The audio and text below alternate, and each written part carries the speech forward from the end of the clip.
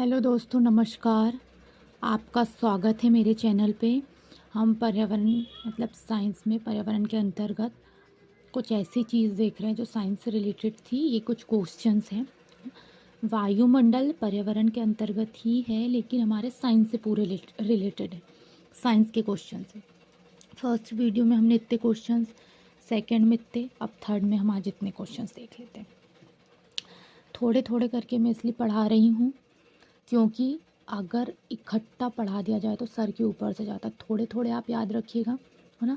कल से एएलपी का सीबीटी फर्स्ट स्टार्ट हो रहा है कल, है ना। एएलपी का 25 तारीख, तो कल से एएलपी का सीबीटी फर्स्ट स्टार्ट हो रहा है। तो आप सभी को एलपी के लिए बेस्ट ऑफ लक।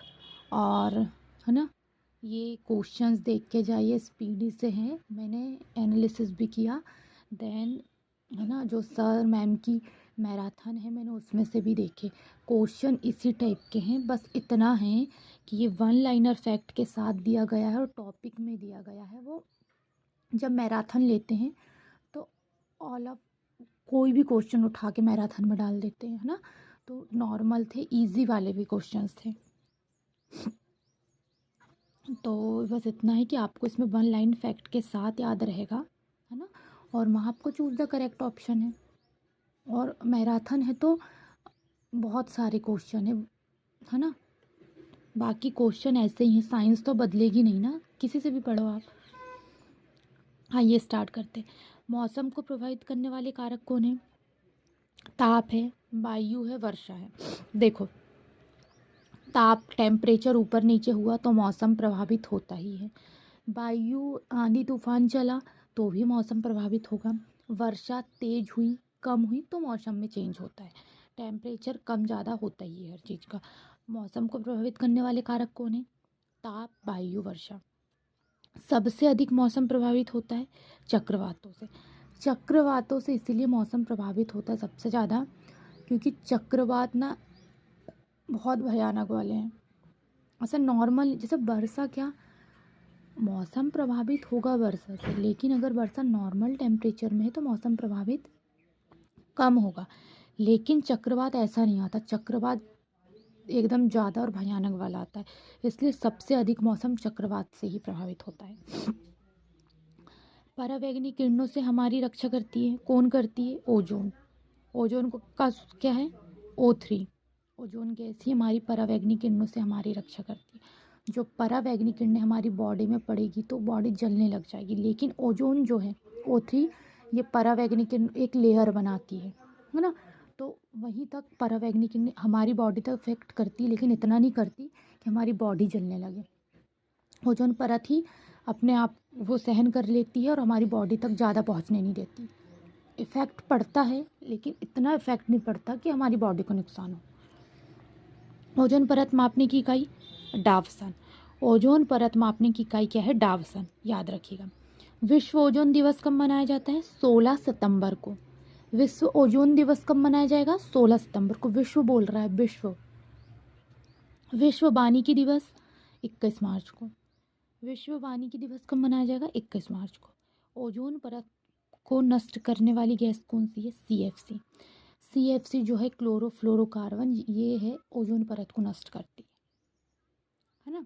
O3 बहुत अधिक मात्रा में बनती भी है ना, लेकिन CFC के कारण O3 नष्ट भी होती है। रेडियो तरंगों एवं विद्युत चुंबकीय तरंगें बहती है आयन मंडल में।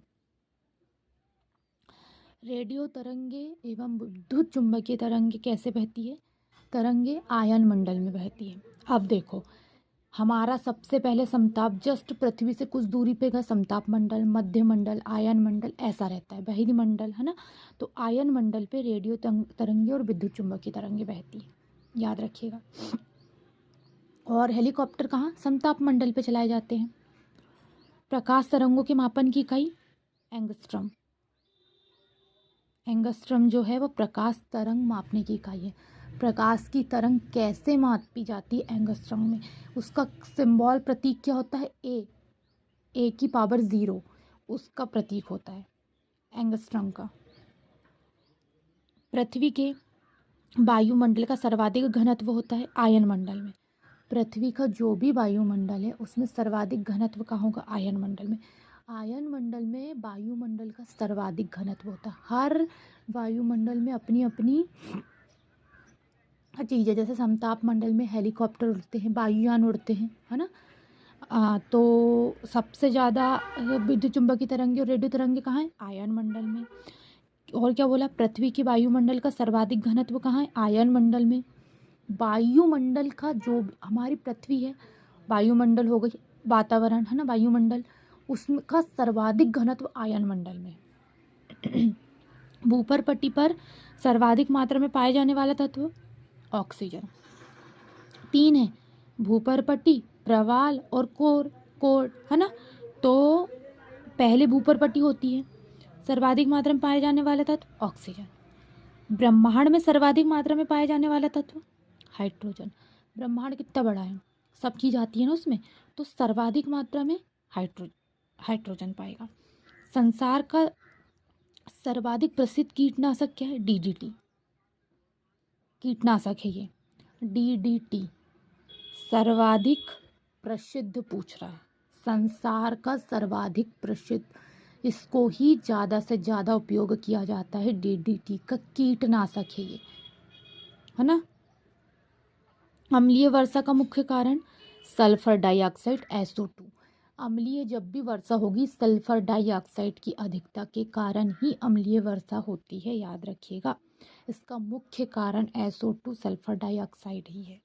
ओजोन परत मिलती है समताप मंडल में, समताप मंडल में ओजोन परत होती है ना। उसके समताप मंडल में ही ओजोन परत होती है, याद रखिएगा।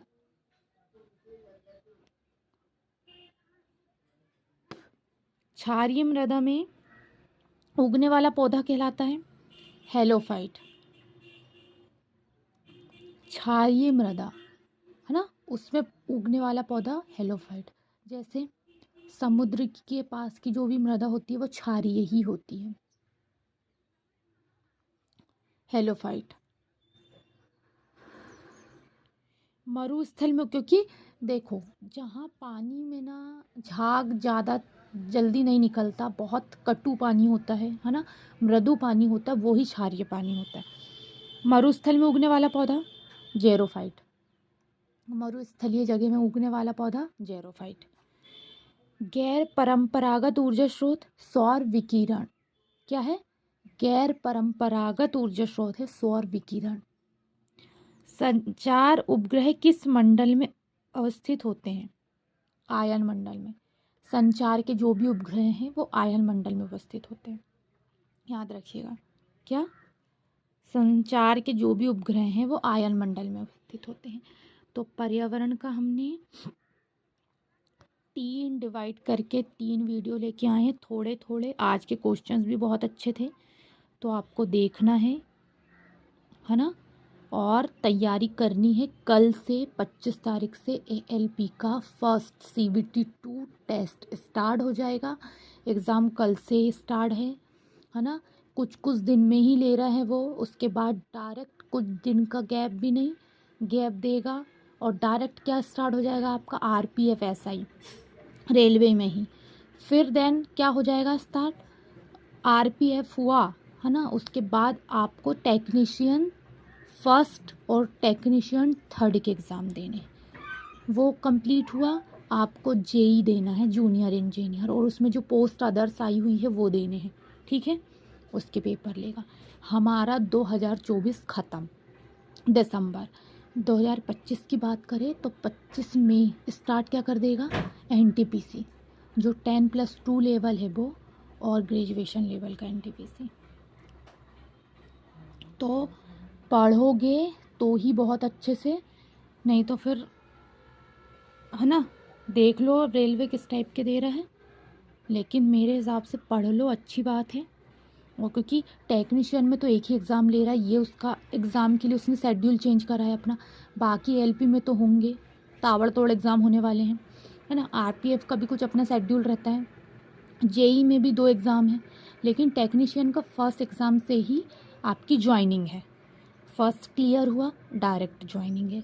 तो उसमें ये चेंज किया गया था। पहले लेता था 2 एग्ज़ाम लेता था, कुछ होता था उनका, तो 2 एग्ज़ाम लेता था वो CBT 2 तक, उसके बाद डॉक्यूमेंट वेरिफिकेशन। लेकिन अब उसने एक ही एग्ज़ाम कर दिया है, तो बेस्ट है वो, है ना? तो करो, मस्त दो, है ना? आज की वीडियो के लिए बस इतना ही, करना है पूरा आपको। धन्यवाद।